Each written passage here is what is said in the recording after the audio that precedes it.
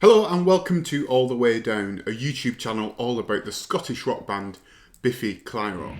All the way down. So I'm recording this video in August 2022, and as I say these words, Biffy have released 10 albums, 9 studio albums and the soundtrack Balance Not Symmetry. So it's a nice round number 10. Let's rank them in terms of my favourites. Here we go.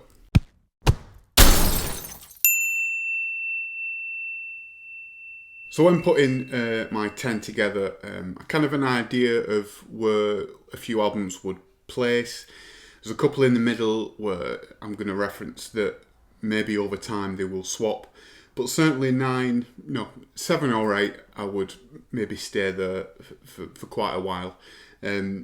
So let's start with number 10, which is Ellipsis. So Ellipsis was released in 2016 and we had a 3-year wait from Opposites to get to Ellipsis. Now, Opposites is a really overreaching double album. We'll get to my thoughts on Opposites later.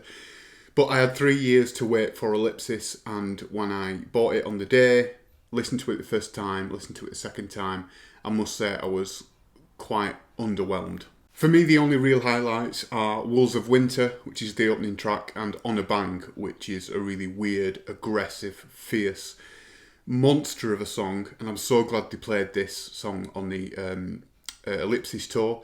Sadly, I don't think we're going to hear it again because it's an album track. I'm not sure we're going to hear many songs from Ellipsis apart from Wolves of Winter. The rest, I think, are quite weak, including the singles, which is Howl, which is written by Gary Lightbody from Snow Patrol. What else have we got here? Flammable, Friends and Enemies. A bit dull, including Animal Style, which I think was a big single of from this album. I just think it's just too basic and not what we expect from Biffy Clyro anymore. Certainly, the album before it and the album after it, we see far better songs and far better albums, I think. So Ellipsis goes for number 10 for me, purely because I think in quite a lot of the moments in this album, just think they're playing it really safe, a bit too safe. It's underwhelming. I think a lot of it is skippable, and I do skip it. I rarely play this album, and quite predictable. I think they've just gone route one too many times on this album, and that's why it's at my number 10. And I think it'll stay there. If they're going to release a couple more albums, they're going to have to do a hell of a lot worse than this, and I don't think they will, for it to move from this spot. It's quite difficult placing Balance Not Symmetry in this list. It's an album I do definitely want to keep in this sort of group of 10, because it is an album that released and did quite well in the charts. I'm not really sure what constitutes as a studio album. It was recorded in the studio and went along with the 2019 film of the same name, which was directed by Jamie Adams. I've said it before, if you're not sure about this kind of project, it was written alongside the film. The music influenced the story and vice versa. And I must say, there's a few songs on here which are far better than anything on Ellipsis. That's why it makes my number 9. All Singing and All Dancing, Sunrise, I really like Tunnels and Trees. And elsewhere, it's quite a lot of instrumentals with synth. Electronic drum machines are in there, lots of piano, and it was really a chance for particularly Si to kind of stretch his muscles a little bit. It was a new project, not really worried about chart positioning or radio play, so it was a really chance for him to experiment and the band to experiment on new styles of writing and new instrumentation, and it is really, really refreshing to hear. Quite a lot of the songs are named after colours, and it's really, really nice to listen to. I listened to it the other day and I found myself enjoying it a lot more than a couple of albums, including Ellipsis. And Sunrise, All Singing, All Dancing, they're far, far stronger than anything on Ellipsis. I'll say it again and again, and that's why it's at my number 9. If you've not watched my video on the Opposites album, I'll save you about 10-15 minutes of your time. I don't think it should be a double album. I think if it could be carved down a little bit more, a little bit of current attention to the quality of the music, I think you've got a really strong 11-12 track album. As for 20 songs, there are a couple of songs in here which I actually really don't like, rather than, will skip or don't really mind, which we'll get to in a sec. The themes aren't strong enough for me in terms of the two sides of the album. I think you can easily put them together and just whittle it down to the best songs. Different People, Sounds Like Balloons, Jokes on Us, Accident Without Emergency, The Thaw. These are the songs which I think are brilliant. Sounds Like Balloons has got to be in my top 5 of Biffy songs ever made. I think the rest are weak. Pocket, Girl and His Cat, The Fog, Little Hospital, Skylight, which, let's be honest, I detest. The reviews for this basically all say the same thing, is that it really, does it have to be a double album? It's quite boring in places, a little bit underwhelming. And we're going to hear these songs still live. I think we're still going to hear Different People, Black Chandelier, Opposite maybe, The Jokes on Us, Spanish Radio, Victory Over the Sun, until we get to the chorus where it gets a bit naff. So there are a lot of big moments on this album.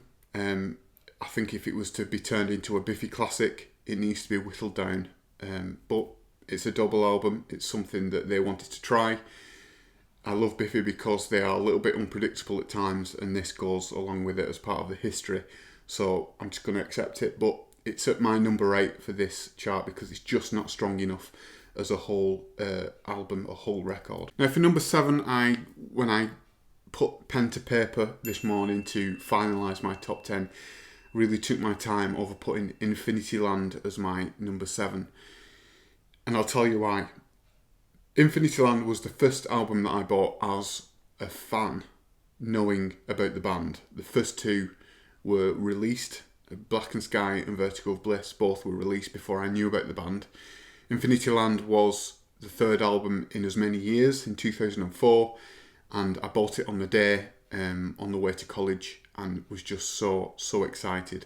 And maybe looking back, I was a little bit biased in my listening. Listening to it recently, I don't think it's particularly aged that well.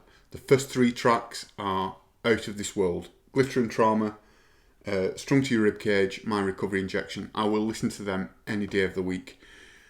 The sort of middle section of this album really falls down, and it's just not strong enough for me. It picks up a little bit later with Only One Word Comes to Mind, Jaggy Snake. The rest, Weapons Are Concealed, Pause It and Turn It Up, songs that I would not choose to listen to anymore. I think when I was listening in the first couple of years, I was loving the new stuff. Got Wrong, Atrocity, Some Kind of Wizard, Wave Upon Wave Upon Wave. I think purely because it was something new, because I was listening to the first 2 albums on repeat every day of the week, going to college, through the summer holidays, and then when it got to the first day of this album being released, I think I was just so excited about having something new to listen to, and I don't think it's particularly aged that well as an album, and I'm not surprised that we don't really hear these songs anymore. Sometimes we hear Glitter and Trauma, but that's it, I think. Oh, and Jaggy Snake. Those are the only 2 that I probably would save and would add to a kind of the best of list. But the rest, we're talking 8 or 9 songs here, which are pretty much forgettable now. For number 6, I'm going to go with the newest album, 2021's The Myth of the Happily Ever After. Maybe over the years, and I was writing the track list of this, and I was thinking, maybe in a few years this will creep up my top 10 list, but maybe because it's a bit too new, don't really know the songs as well, they don't really stick out, not heard them live much.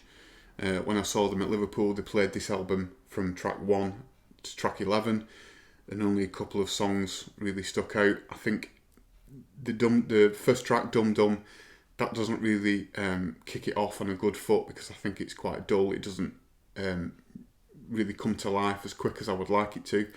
But there's some great songs in there. Hunger in Your Haunt, Witch's Cup, Errors in the History of God, which is turning into one of my favourites ever.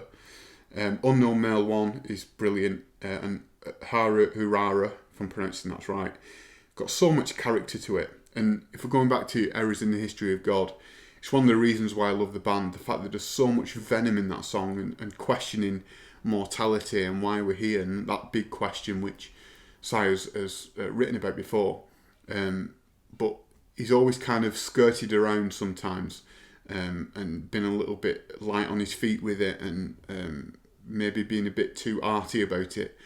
But here, he's really gone for the jugular, and I really like that. It's kind of almost like a resolution to everything that he's written about before.